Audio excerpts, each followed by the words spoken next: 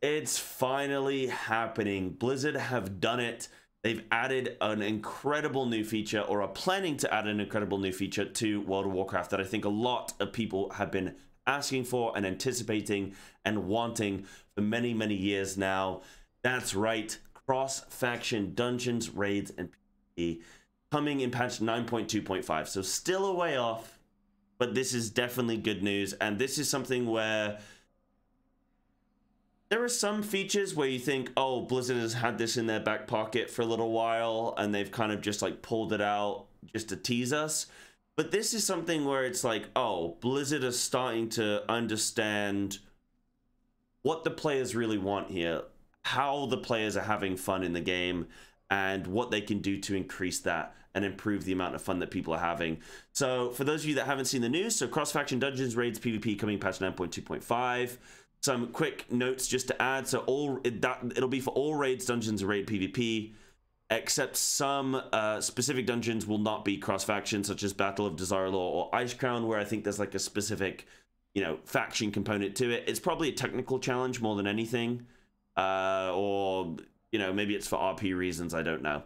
Also, the group finder will be cross-faction. However, the group leader may choose to restrict to the same faction if they wish. So this is going to be an optional thing. You don't have to do it. And I think that's really great, because there are a lot of people, especially in the roleplay community, that are going to be very upset with this or not be interested in this.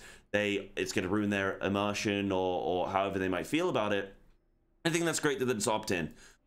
You can choose whether or not you want to do it, because for the vast majority, it's one of those things where it's like, hey, look, like, it doesn't affect me.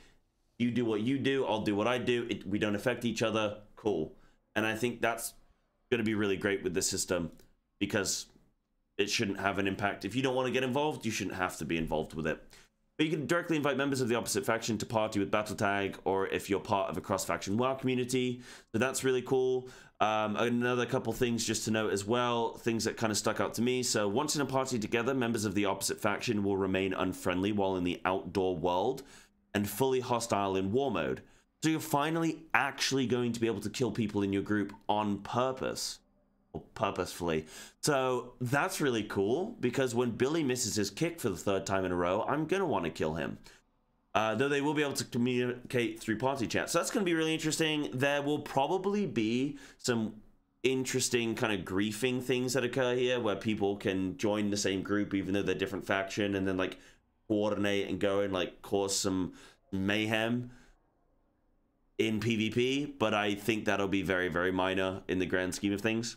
But yeah, once you enter the dungeon, then you will then be able to do everything as if you're of the same faction, which is really cool. Something to note with this is that say you're Alliance and you're going cross-faction, you don't change race. It's not like the mercenary system in PvP, where you like get assigned a different race, or a different race based on the opposite faction. This, you actually, I believe, if you're a Night Elf and you have Shadowmeld as your racial, you'll be able to go into dungeon with Shadowmeld, and you'll be in there with an Orc who has Blood Fury. That's really cool. It introduces some very interesting mechanisms where there's going to be some weird group coordination at the beginning of a key, like, oh wait, you have Shadowmeld, right? Oh, okay, cool, maybe we can do something with that. Or like, oh, this one guy doesn't have Shadowmeld, he's the only non-elf, what a loser. So you'll have to play around that. Hopefully nobody gets kicked for being the wrong Horde racial. That would be terrible. So yeah, that's really cool. The issue, I think, with this is... Oh, yeah, okay, so as well, BlizzCon 2019, when an attendee asked about cross-faction play, we responded at the time that Alliance and Horde separation is a pillar of what makes Warcraft Warcraft, but upon reflection, that's an oversimplification. Alliance and Horde identity is what is fundamental to Warcraft. I wholeheartedly agree. We've broken this faction thing tons of times in raids, where, like, you know, Jaina's helping Thrall in Warcraft 3, and then we go into raids now, and then they're all buddy-buddy, and Horde are helping Alliance, and Alliance are helping Horde, and the whole thing, like, every expansion, multiple times. So I don't really understand why this did exist, and I think that we can blur those lines, and it'd be okay, because ultimately, games have moved on from where they were 20 years ago, 10 years ago, 5 years ago. People just want to be able to log on and play with their friends, and I know what it's like on Alliance, where, because I used to play on Alliance for like a good year or so at the beginning of BFA, and I'd want to go and push keys, and there were like 2 groups to sign up to. And one of the guys didn't like me, and I didn't like him, so I was like, okay, well, I can't sign to that guy's groups ever. I've got 1 key possible that I can sign up to, and it was just really difficult to grow and to expand in the Mythic Plus scene on Alliance as a result, and it can be pretty clicky sometimes. So I think this is a good change for Alliance specifically, because Alliance players are going to be able to continue to raid on Alliance, but now they're going to be able to push Mythic Plus with people on Horde and open up a vast increase of options for them when it comes to Mythic Plus and PvP as well. And PvP as well for Horde and Alliance. I don't know exactly how that balance works, but it's going to be great for them as well to be able to play with friends and play with people that they haven't normally been able to play with. The problem with the system is guilds will remain single faction. So, and random matchmaking activities will also remain same faction. Okay, cool. That's fine because they're random matchmaking. That's fine.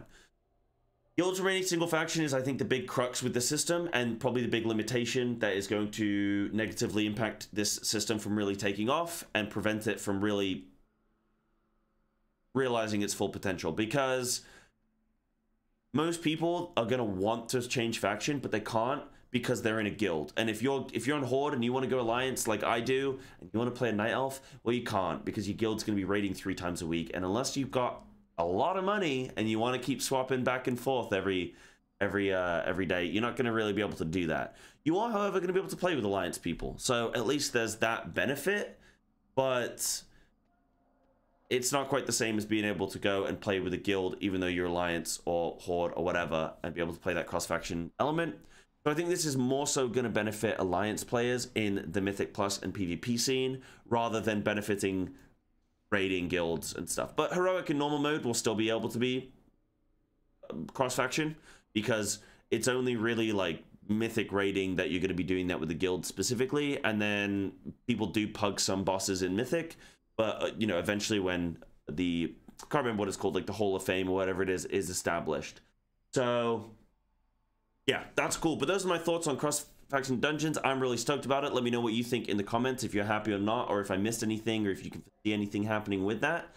As well, boosting communities are now prohibited in World of Warcraft. Kind of. So you're not going to be able to advertise boosting in-game for boosting organizations and communities specifically. And I think it's a shame that some of these boosting communities, you know, I think what happened is they were trying to unionize. They got too strong, they got too powerful, and Blizzard has banned them, and that's what's happened. No, I think it's a shame for these boosting communities, but ultimately, I think that they were probably a little bit, I don't think that they were super great for the game anyway. They clogged up trade chat and general chat. They clogged up looking for group systems. They were just an infestation, and yes, it will still occur. It'll just occur in a different way, but at least it's, I don't know, it's more just humanized when it's like you see a guild advertising something. I'm more okay with that than just some boosting community on a Discord somewhere. It just feels a little bit eh. But it is still going to happen. You can advertise as an individual. You can advertise as a guild to do boosting for gold. Obviously not for any real money transactions. But I think this will still be a better system. This, I know some people are worried that this is actually going to lead to a worse situation, where actually now people are going to have to make guilds on every servers, and you're going to have individuals, you know, hey guys, Oblivion Guild or Nova Guild are doing boosts on this server. Whoa, cool. And actually, it's just the organization or these boosting communities are now just going to have to make 100 guilds on all the servers or whatever, and then just continue their operations as normal. That might be what happens. That's most likely what will happen. Or guilds will just take over. I've seen a lot of guilds on Twitter, so like Echo and Pieces and BDGG and whatnot. They're all making these posts saying, hey, do you need boosting? Come join our guild Discord. And they're probably just making separate channels for this stuff now anyway. So I think it's cool for Blizzard to start trying to tackle some of these boosting services. What I ultimately think they still need to do, and what I think they need to do the whole time, is just separate these services out. I don't mind people boosting things for gold. It's fine. It's how an economy should work. People pay for services. If you aren't good enough to do the thing, then you can buy it instead. That's what an MMO is, I guess, people, you know, people trade in different things, right? And we put value on, or we decide what we value. So I think that's fine. The problem for me was that it was just it just infested trade chat and general chat. I want to go back to, you know, spamming Dirk and spamming Thunder Fury. Can we go back to those good old days? And somebody talking about politics in general chat, you know, the good old days. So I'd like to go back to that, put it in a separate system on the looking for group system. So like, you know, say you're playing WoW and you go on here and you could just go on to like pre-made groups or something, and there should just be like a boosting service or something here. Like, I don't know, whatever that you call it, or it should be in like beneath custom here. And you can go there if you're looking to buy services or looking to sell services. And if you advertise anywhere else, then it's bannable. But if you know, you should be able to do that. Keep it as a separate system, because now it's still going to be clogged. It's just going to be clogged with guilds and individuals, which is probably going to be just as annoying. But I think it's good that Blizzard are trying to tackle this stuff. So yeah, let me know what your thoughts are on this video, guys. If you like seeing more kind of news pieces and that kind of stuff, let me know. And yeah, hope you enjoyed this one. Let me know your thoughts on the boosting community changes and the cross-faction changes. I'm super stoked about the cross-faction stuff. Why did Blizzard just make the last patches of an expansion just the... I don't know, they just start to kind of figure stuff out. It's just so weird. But hey, look, I'm glad they're doing something here. Thanks for watching, and I'll see you in the next one.